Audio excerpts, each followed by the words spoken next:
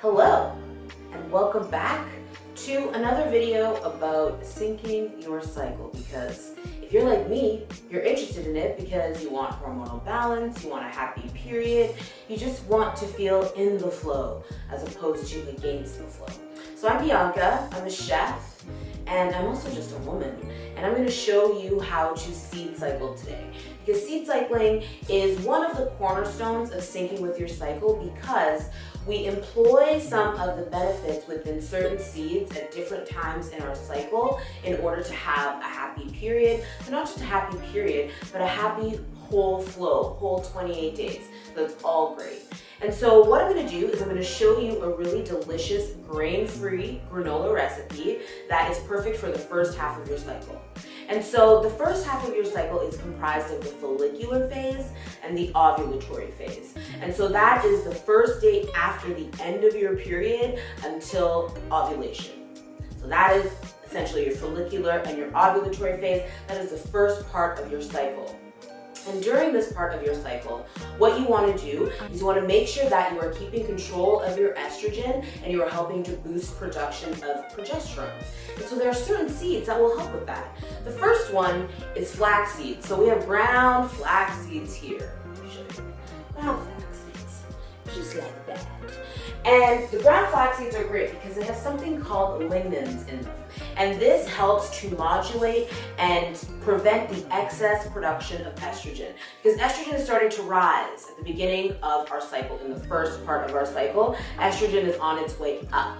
And so we want to make sure that it doesn't go up too high and cause estrogen dominance, because this is bad. And if we have certain environmental factors in our life, like beauty products that might be toxic, we might be using, bad cookware, maybe we live somewhere where we're getting a lot of environmental petrochemicals into our system.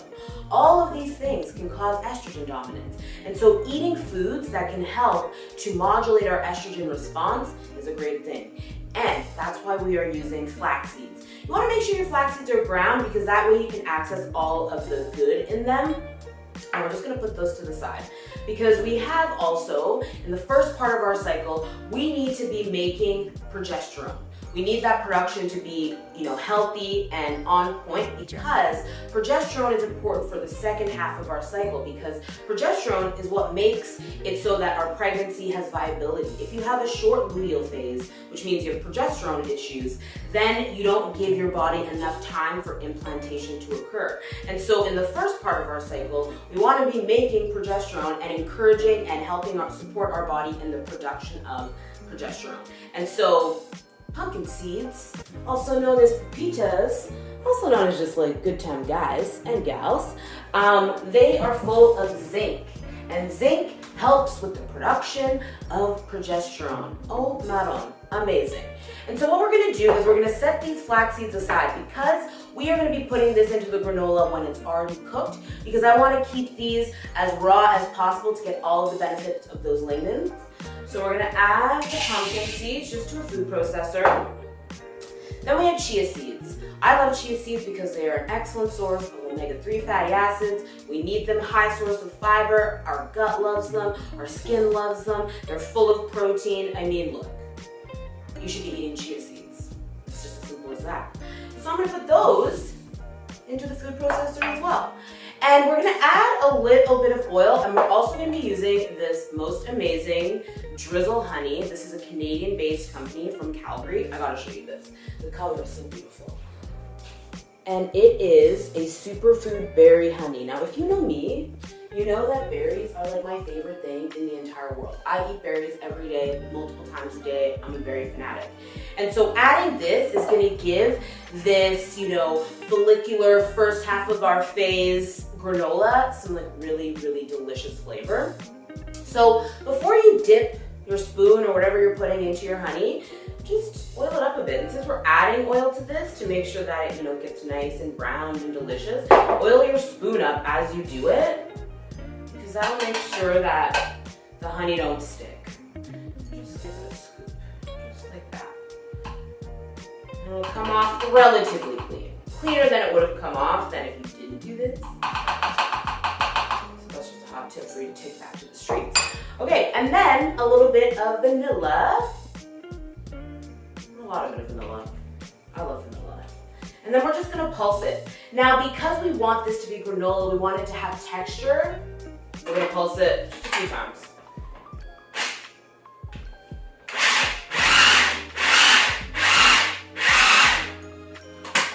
And again, this is dealer's choice. However, like texture you like yours, have it that texture. I'm not gonna tell you what to do, I'm just gonna tell you how to make it. So then you always just, whenever you're using a food processor, always scrape the sides down, especially in this case, the honey might have gotten on the sides. So, it's like, don't waste your coins, baby, get everything in there. Spin like that. Now, because we do want to maintain the nutrient density of this, when you cook anything, you start to kill off the nutrients because they're alive, they're living. You want to take care of them. That being said, we also want things to taste good. So in the interest of being balanced and meeting in the middle, we are going to put this in the oven, an oven that is at like 325, no higher than 350, for about 12 to 15 minutes. And just keep an eye on it, because if you have a hot running oven, like if your oven has hot spots, you might need to spin it, you might need to take it out earlier. So I'll like leave that surveillance up to you. So we're just gonna put it on. Oh, I didn't show you the texture. Let me show you the texture. Okay, so it's just like crumbly like that.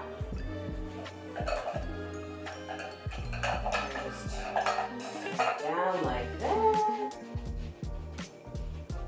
And you just want to, like, you know, a nice even layer. And the reason that we put the honey into the food processor with the oil and we mix it all up is so that we get even distribution. Because if you have patches of honey throughout this, you're gonna get like one just burnt honey spot. It'll be like, I don't know, like a brittle. And then the rest won't be honeyed and flavorful. So you really want to make sure that you get your food processor to work. If you don't have one, you should get one. I'll link this mini one. It's cordless. It's so good. Anyways, I'm not here to slice stuff. I'm here to teach you stuff. Anyways, so we're going to put this in the oven. I've got mine at 325. That's what I recommend for you. And we're going to put it in for about 12 to 15 minutes. But at about the 8-minute mark, set your timer for 8 minutes because I want you to just take a look at it.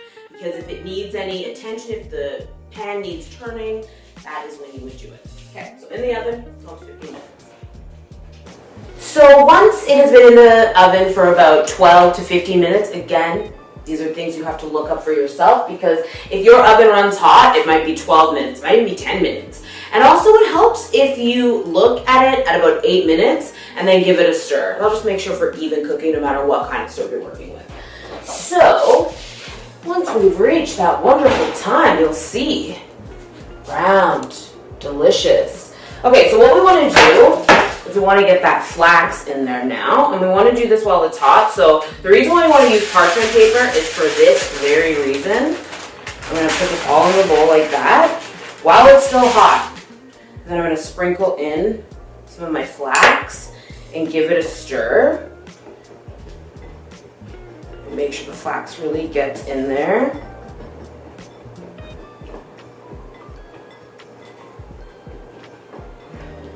And voila!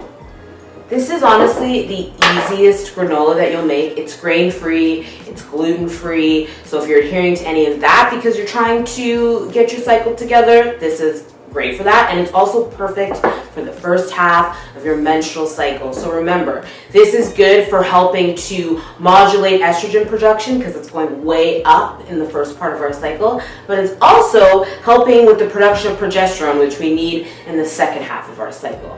So if you join me next time, I'm going to show you a seed cycling recipe that's savory, that is perfect for the second half of your cycle.